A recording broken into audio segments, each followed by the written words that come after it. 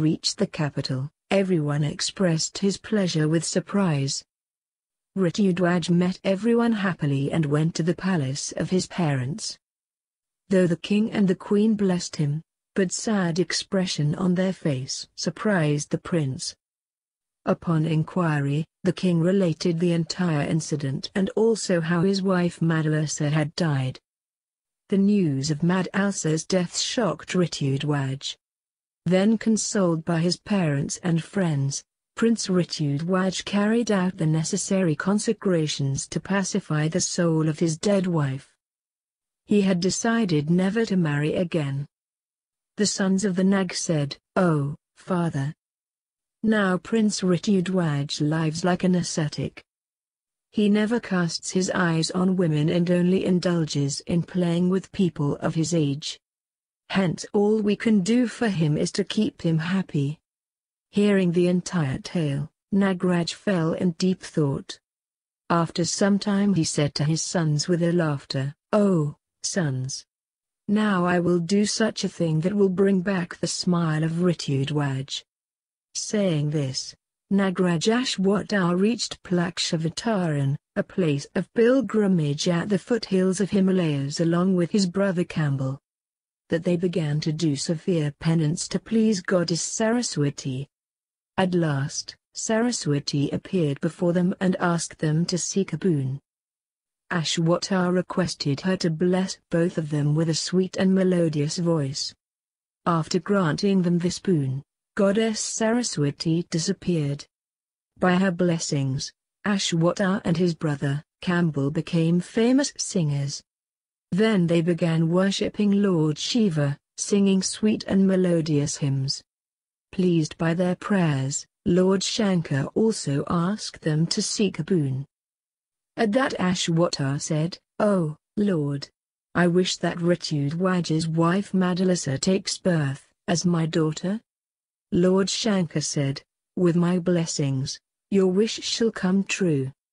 During the Shraddha period, you yourself take the middle portion of the pined food offered to dead ancestors, and contemplating on me, offer oblations to your ancestors. Madalasa will emerge from your middle hood." Bowing before Lord Shiva thereafter, both the brothers returned to their kingdom in Paitaloka. Ashwata organized a Shraddha in the same way as told by the Lord and consumed the middle portion of the food offered to the ancestors. Then contemplating on the desired object, he let out a deep sigh. Instantaneously, Madalasa emerged from his middle hood. Ashwata did not reveal this fact to anybody and made adequate arrangements so that she could live in secrecy. Thereafter one day, he instructed his sons to bring their friend Ritudwaj to the palace. Both the sons once again joined the company of Ritudwaj. One day while playing, they insisted him to visit their palace. The prince gladly accompanied them. In Paitaloka, he was amazed to see his Brahmin friends getting transformed into serpents. They took Ritudwaj through the streets and lanes of their kingdom. Ultimately they reached the palace of Ashwata. Introducing Ritudwaj, the serpent princes said, "Oh, father! This is our brave friend, Ritudwaj." Ritudwaj greeted Ashwata respectfully and received his blessings. Ashwata said to him, "Long live, O prince! My sons always sing praise of your divine virtues. I request you to stay with us for a few months and enjoy the pleasures of Paitaloka." Ritudwaj reunites with Madalasa. Ritudwaj stayed in the palace of Ashwata. Nagraj did his best to keep Ritudwaj happy and forget the sorrow of his wife's separation. During his stay, Ashwata tried many times to coax Ritudwaj into revealing his heartiest desire. But every time Ritudwaj intelligently avoided the topic. Once, King Ashwata, in Ritudwaj's presence, asked his sons, what should be done to please him.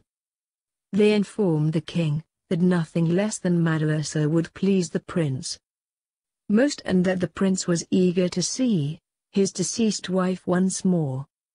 Prince Ritudwaj also said shyly that he would be greatly obliged if Nagraj could help him to have a sight of his deceased wife.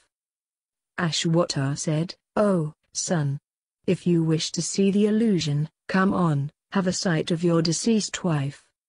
Saying this, Nagraj called Madalasa, who was staying secretly in his palace, and asked Ritudwaj, "Take a good look, oh, son, if she is your wife." Seeing his wife before him, the prince fainted. When he regained his consciousness, he stepped forward to touch her, but Ashwata stopped him, cautioning that she was not real, but illusionary and would vanish as soon as he touched her. Hearing this, Ritudwaj once again lost his consciousness. When he regained his consciousness, he uttered nothing but "She's mine. She's mine." Seeing the pitiable condition of the prince, Nagraj revealed the whole story of Madalasa's resurrection. Ritudwaj became extremely joyous after reuniting with his wife. Then he contemplated on his divine horse, as a result of which it appeared within a moment. Riding the horse, Prince Ritudwaj returned to his kingdom with his wife Madalasa. Birth of Madalasa's sons. After returning to his father's kingdom, Ritudwaj narrated the whole incident to his parents, of how he regained Madalasa. Then they began to live happily. After many years, King Shatrughat crowned Ritudwaj as the king. After King Ritudwaj's accession to the throne, Madalasa gave birth to her first son. Ritudwaj named the child as Vikrant. After some time, Madalasa gave birth to her second son, whom Ritudwaj named as Subayu. Subsequently, their third son was born and named Shatrumadan. After the naming ceremony of the third son, Madalasa could not help laughing, as she was very amused by such a name given to her son. The metaphysical knowledge, which Madalasa gave to her three sons, had helped them to become ascetics. When their fourth son was born, the king sought her approval on the name being given to him. This made the queen laugh. The king asked her to name the child. Madalasa named this child as Alaka. Hearing the name, the king ridiculed its relevance.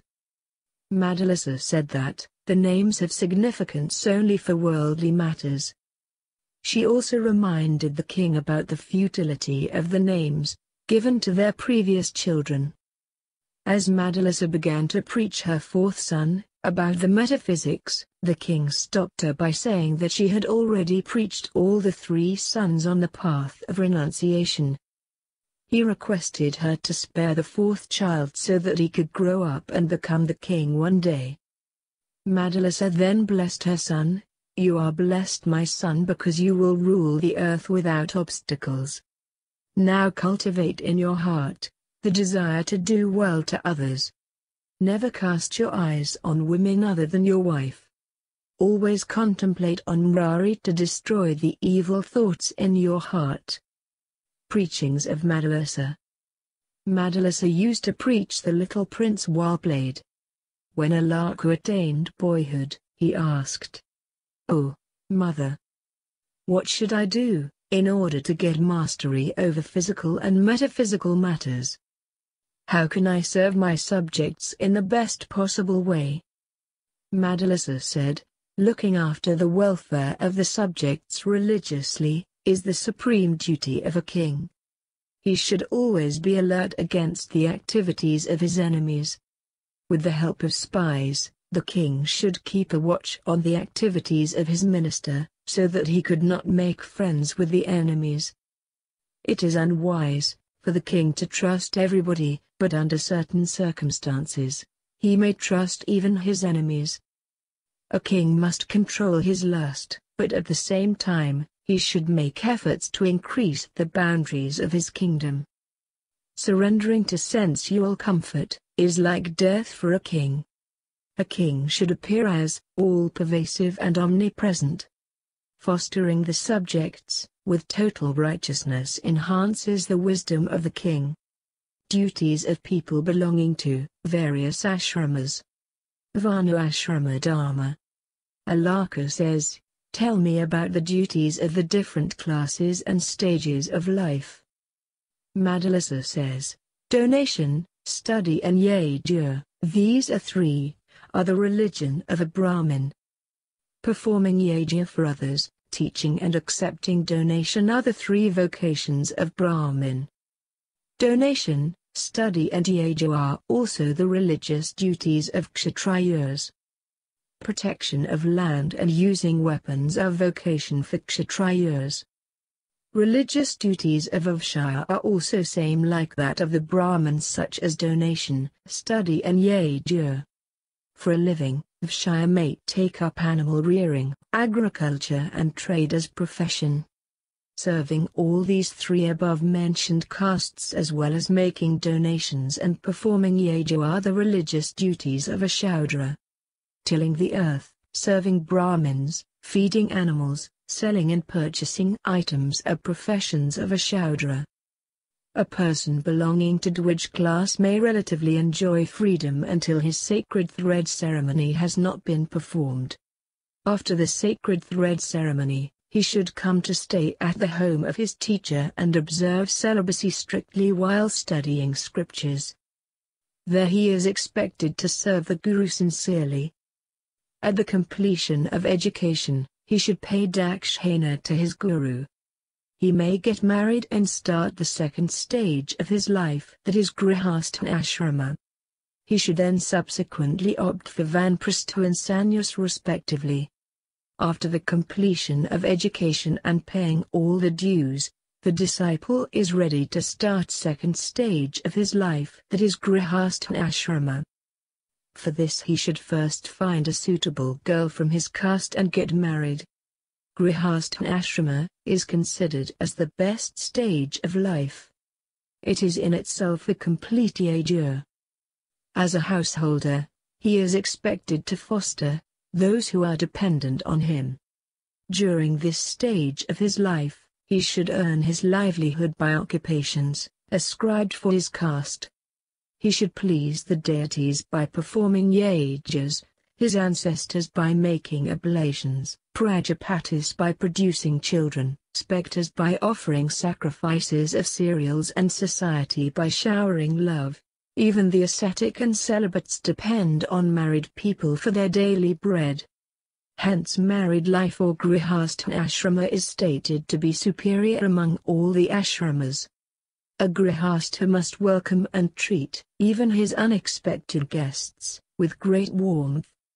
A householder who fails to satisfy his guest never succeeds in religious matters. The yajnas that are offered in such households go futile. Hence it is not proper for the householder to show ego and abuse a guest, otherwise he will have to expiate for it later. When the children of the householder grow up, and his body becomes senile, he should go to the forest, after relinquishing the world. There, he should pass his time, by indulging himself in austerities and religious activities. This stage is known as vanprastha ashrama, and is most necessary for the sanctification of his soul. This stage is followed by sannyasashrama, the stage which requires complete renunciation, celibacy, control of senses and anger etc. The virtues like truthfulness, sanctity, non-violence, tolerance, forgiveness, kindness, generosity and contentment are the religious merits, applicable to all the ashramas equally. Those who abide by their religion, stay in the abode of Brahma till the reign of 14 Indras. The king punishes those who violate this religious code. If the king doesn't punish them, he is himself destroyed.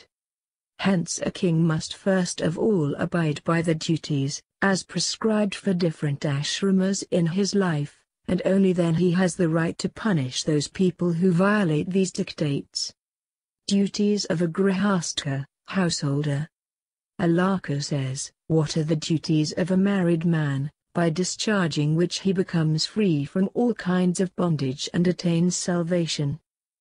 Kindly tell me about these things.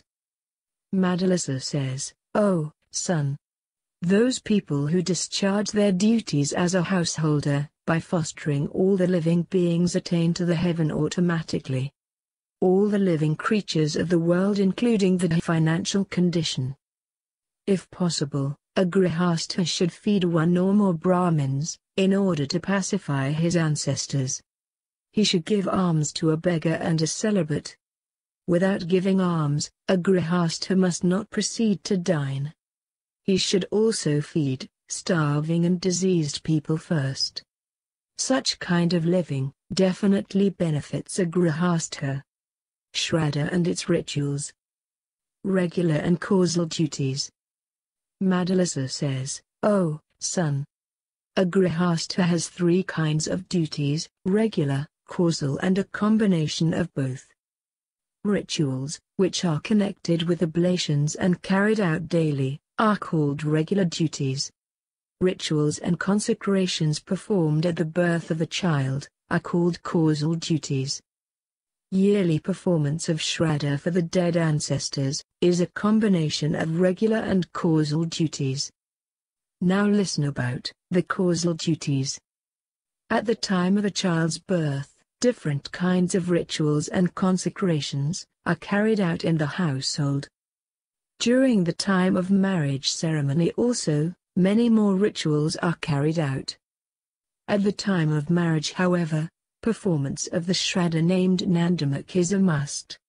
During the Shraddha, the host should sit facing the north or the east, and offer a loaf made of barley flour and yogurt. Then he should circumambulate around two Brahmins and worship them. Rituals and Shraddha carried out in the household after the occurrence of any death in the household comes under the category of causal duties. During the Shraddha period, all kinds of sacred activities are forbidden. Only the use of kush or grass is permitted. Donation of pind, comprising of barley flour, yogurt, honey etc., is made for only one time to pacify the soul of the dead person. Then oblation of water with sesame seeds should be offered in the name of the dead person. This ritual should continue for a year, once every month. After a year, Shraddha is organized in which 1, 3 or 5 Brahmins are fed.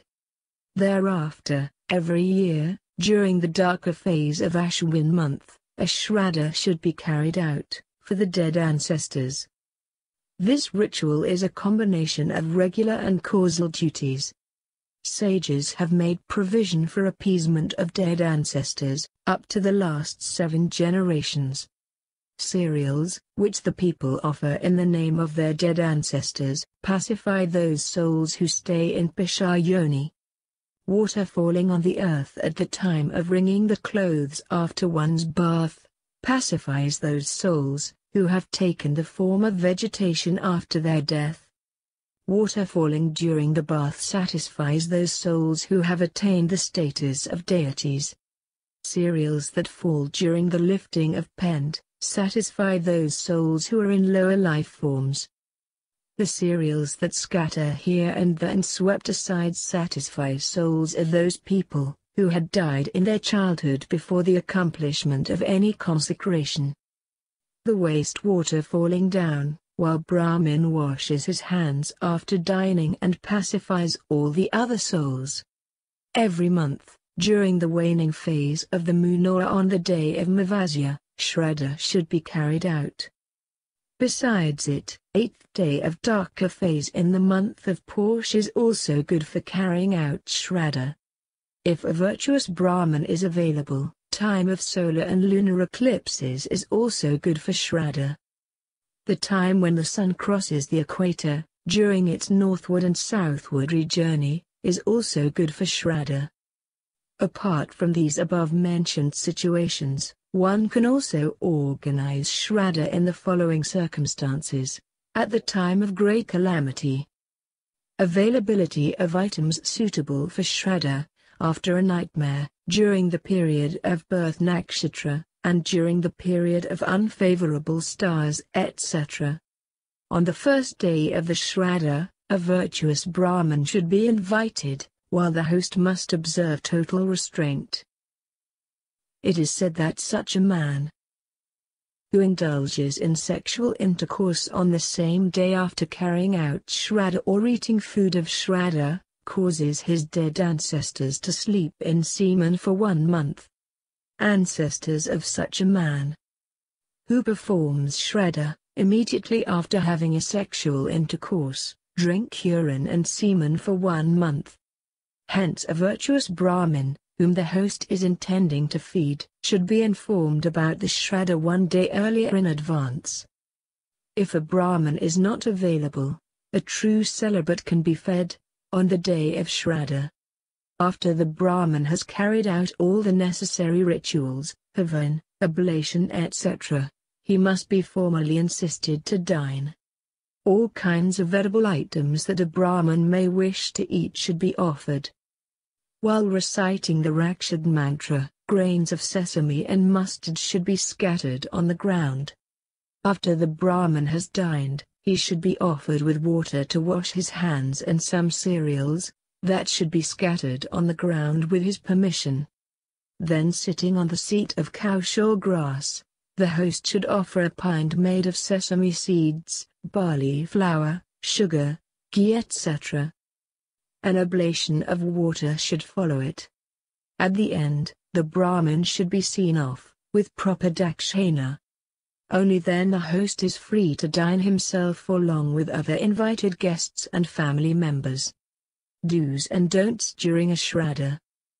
Madhulasa says, "Oh, son, I am now narrating about the do's and don'ts to be followed during Shraddha.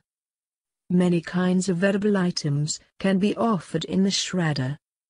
These include cereals like barley, wheat, rice, millet, corn, etc., fish, flesh of deer, rabbit, bird, wild boar, goat and nilgai, antelope. All these kinds of items are capable of pacifying the soul of dead ancestors, for different period of time, depending on the nature of offerings being made. Likewise, cereals offered in sacred fire cause satisfaction for 1 month. Fish causes satisfaction for 2 months. Flesh of deer causes satisfaction for 3 months. Flesh of rabbit causes satisfaction for 4 months. Flesh of bird causes satisfaction for 5 months. Flesh of wild boar causes satisfaction for 6 months.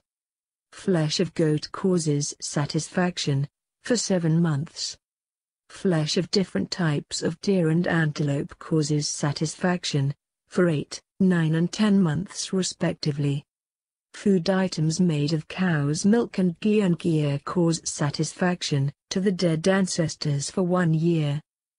Different varieties of rice, barley, millet, wheat, sesame, dal, mustard, etc. are extremely satisfying food for the ancestors.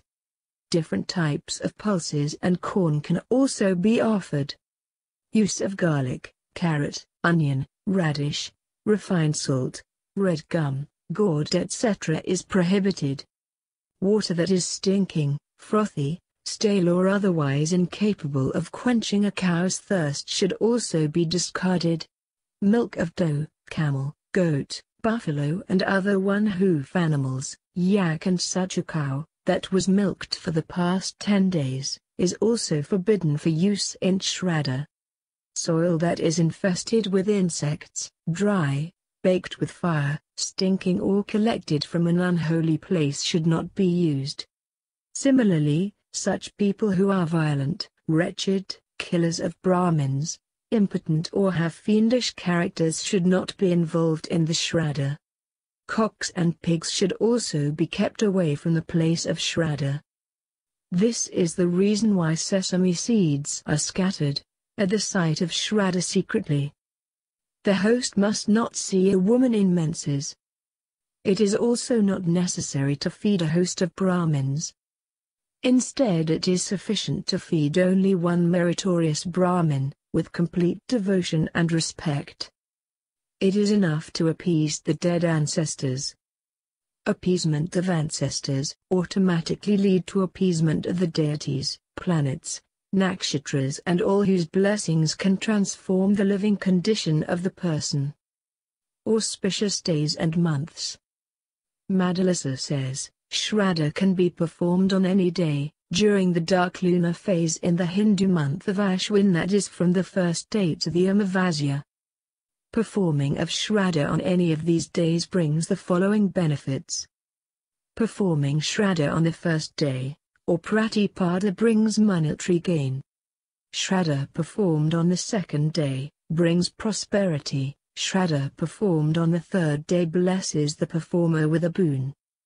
Performing Shraddha on the fourth day, leads to the destruction of enemies. Performing Shraddha on the fifth day, gives benefit from a woman. Shraddha performed on the sixth day, helps a man to acquire respect in the society. Shraddha performed on the seventh day, makes the performer an able leader. Shraddha performed on the eighth day enhances the intelligence. Shraddha performed on the ninth day, brings the company of the attractive women. Shraddha performed on the 10th day, leads to the fulfillment of all the desires. Performing Shraddha on the 11th day, helps him to attain the knowledge of Vedas. Shraddha performed on the 12th day, makes the performer victorious. Shraddha performed on the 13th day, leads to long life and luxuries. Shraddha performed on the 14th day, and Amavasya lead to the fulfillment of all the desires.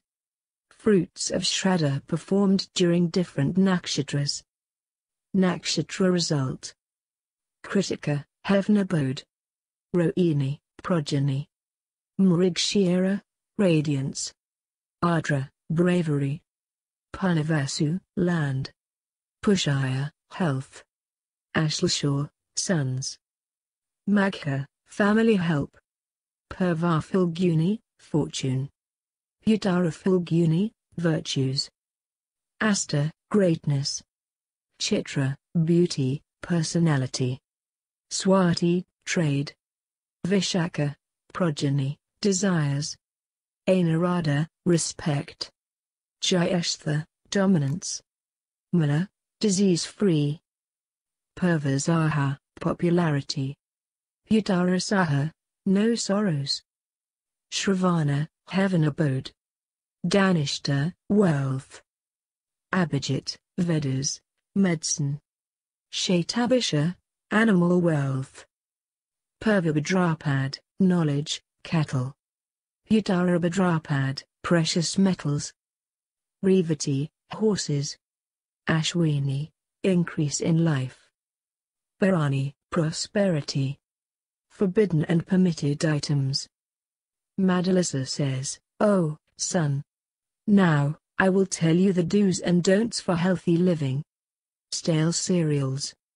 Oil and fats stored over a prolonged period of time, items prepared from wheat and barley, and food items which is not prepared from pure ghee or milk should not be consumed. Flesh of turtle, porcupine etc. is worth eating, whereas flesh of village pigs and cocks should not be consumed. Brahman can eat flesh offered to him in a shraddha. Things like conch, stone, gold, pearl etc. are purified simply by washing in water. Cereals either touched or washed by unwarranted people, is not fit for any purpose. Flesh of animals killed by Chandala or killed for the purpose of oblation in Shraddha is also considered pure. Seat, bed, vehicle, boat, grass, rays of the sun and moon and air are naturally pure things. Touch by a woman who is in her menses, dog, jackal, a mother who has recently given birth to a child, a Chandala, carriers of the bra etc. is defiling in nature. A person however can become pure once again, by taking bath if touched by any of these people and animals. One should not neglect the appearance of blood and cough. Excretions and water collected after washing the feet should be thrown out of the home at once. Getting touched by the people who criticize deities, ancestors, yajna, mantra etc. is also defiling. Sighting of the sun however purifies the defiled person. Duties of the woman. Different male and female deities dwell at the threshold of the home. Hence this portion of the home should be worshipped properly every day. At dawn, the threshold should not be left vacant, or it may have adverse effect on one's lineage. The whole area inside the home should be plastered with cow dung daily or washed with pure water. All these activities should be carried out by the better half of the householder. Those women who prepare food during the last quarter of the night suffer from infertility in future births. Those women who do not sweep their home in the evening remain unmarried and are bereft of wealth in future births. Such women also lose their wealth, lifespan and reputation. Kicking the following things like broom, hearth and mortar etc. or touching them with feet also leads to the loss of progeny and wealth. The householder should not use broken seat, board and black blanket for sitting purpose. He should not comb his hair while facing south. Those who do not dine, perform havan or make donations at the appropriate time are no better than eunuchs. Those who shun these activities, despite having wealth, are worse than mice. Those who do not respect the deities, teachers, wife of the teacher, cow, Brahmin etc. are boycotted by the society. Naked are those who are devoid of Vedas, other religious scriptures and rituals. Such a house is really contemptible, which is boycotted by the Brahmins, and where daily routines are not followed regularly. After birth or death in a family, a Brahmin becomes purified in 10 days. During this period of 10 days, he should avoid all the religious activities. In similar conditions, a Kshatriya gets purified in 12 days after a birth or death in his family, a Vaishya in 15 days, and a Shudra in 1 month. Dead body of a person should be cremated outside the boundaries of the village. His family members should offer oblation of water to pacify his soul on the 1st, 4th, 7th and 9th days after the cremation. Ashes should be collected from the 4th day. In case of deaths caused by a snake bite or poisoning, family members may get purified after a day. There is no impurity in case of the death of a child, an immigrant and the one who has renounced everything. Even their cremation is not carried out, nor oblation of water is made. If one more death occurs in the family while the mourning period of the earlier death is still continuing, impurity of the second death lasts as long as that of the first one. Similar rules are applied to the impurity caused by the birth. Thus, abiding by these norms, the householder can easily attain the 4 objectives of life, that is Dharma, Artha, Karma, and Moksha. King Alaka and his queries about yoga. King Alaka's ring and wisdom. After reaching youthhood, Prince Alaka got married. By that time, his father, King Ritudwaj, had also grown old. Hence before Grihastha, he crowned his son as the new king. At the time of crowning, Queen Madalasa presented him a ring and said, "O son, this ring contains a note which will teach you on how a king should administer the kingdom." Saying this, Madalasa blessed Alaka and left the palace with her husband Ritudwaj to spend their lives in a forest. After his accession to the throne, King Alaka ruled justly. In due course of time, he got many sons. He followed the dictates of Dharma, Artha and Karma while ruling his kingdom. In spite of enjoying all the luxuries, Alaka still could not experience bliss, and felt as if he was missing something in his life. Very soon, Subayu came to learn about the royal luxuries of his brother Alaka, and got tempted to enjoy the same luxuries. To attain his objective, Subayu took the help of the king of Kashi. The king of Kashi sent an envoy to Alaka with a message to give the kingdom to Subayu, which Alaka refused. Instead, he sent a reply that the request must be made by Subayu himself. "I will not give him my kingdom out of fear of war," said Alaka. But Subayu did not pay heed, and with the help of the king of Kashi, launched a massive attack on his kingdom and conquered it. Now Alaka's days of sorrow had begun. He then remembered the ring presented by his mother Madalasa. He opened the ring and found a letter in it. The letter said, "When you lose your everything, give up the company of your present advisors and join the company of learned sages." This message made Alaka to pine for the company of the learned sages. Very soon, he went to the refuge of Dattatreya and requested him to remove his miseries. Dattatreya assured him of removing his miseries at once, but before doing that, he wanted to know the reasons for his miseries. Alaka said, "I do not long for pleasures, but my elder brother wants to grab my kingdom." Dattatreya preaches Alaka. Alaka says, "Oh, Lord, with the arising of disenchantment in my heart, I have no miseries now. Only those people feel drowned in the ocean of miseries, who are attached to worldly things. A man feels all kinds of sorrows due to his attachments towards the luxuries in which his mind indulges. Now neither sorrow nor joy can affect me." Dattatreya says, "Oh, King, whatever you said is correct. Attachment is the cause of both sorrow and happiness. It is because of the knowledge I gave to you that the mist of attachment has disappeared from your heart. A small sprout of ego ultimately develops into a huge tree of ignorance. Affection is the trunk of this tree. Home and family are the branches, and wife and children are the leaves of this tree. Wealth and cereals are the flowers, and happiness and sorrow are the fruits of this tree. Relation that emerges out of affection is the canopy of this tree. This tree grows day by day, and obscures the path of liberation. This tree is full of desires, and those who sit under the lee of this tree can never attain salvation.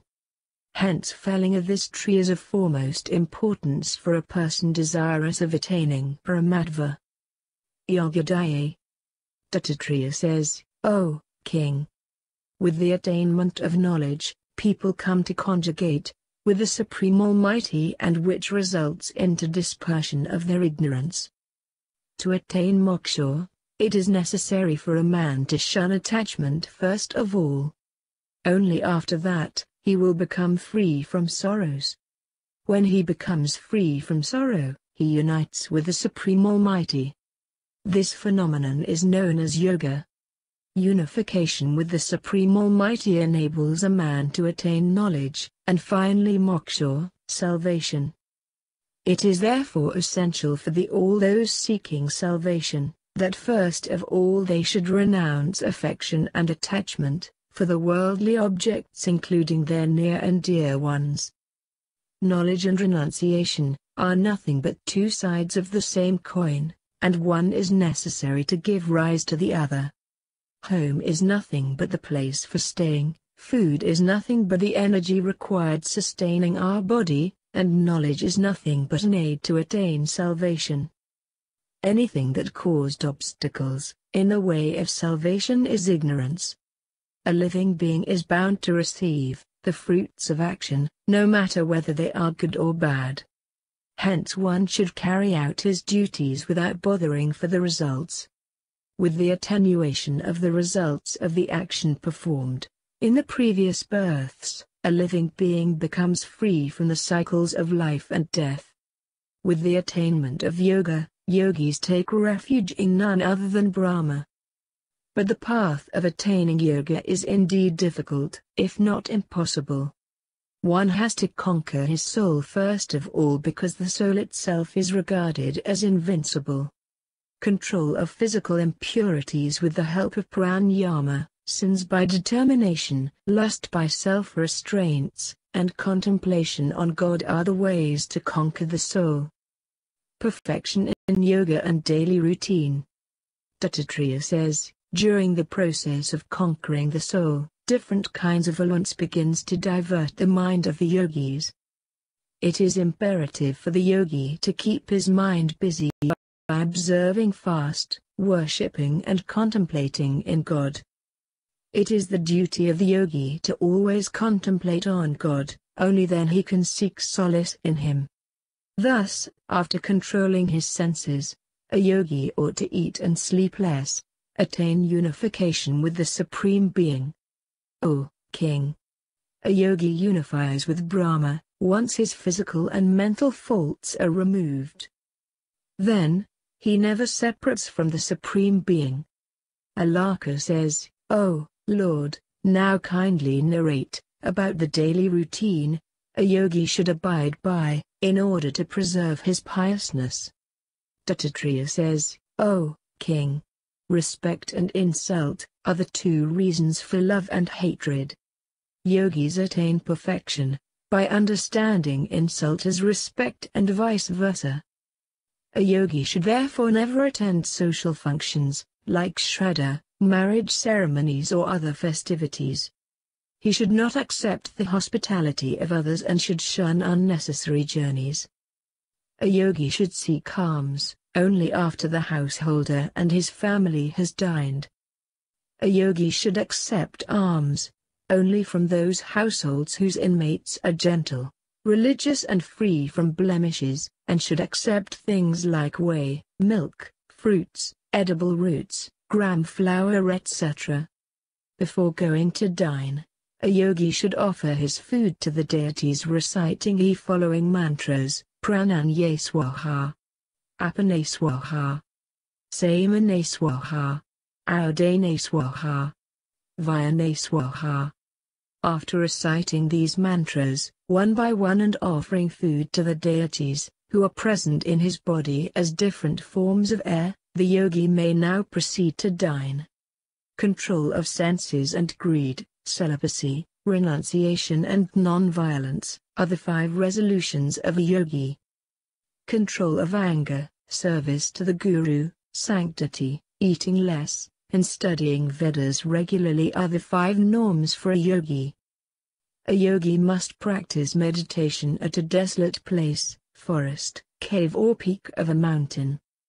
A true celibate has full control over his speech, mind and action. Iron and gold have equal worth in his eye, he loves no one and hates no one. Dattatreya says, those yogis, who abide by their resolution, are never degraded from their supreme position. Such yogis always recite Om while contemplating on the eternal God. A, U and M, these 3 syllables constitute the body Om or Aum. These are 3 syllables represent the virtues, gunas, of sattva, dharmas, and rajas, respectively. Thus, by contemplating on God and reciting Om, a yogi ultimately achieves unification with that eternal spirit. But there are still some disastrous traps that a yogi should guard himself against, otherwise his entire penance might turn futile at the time of death. Hence every yogi must be aware of these disastrous traps.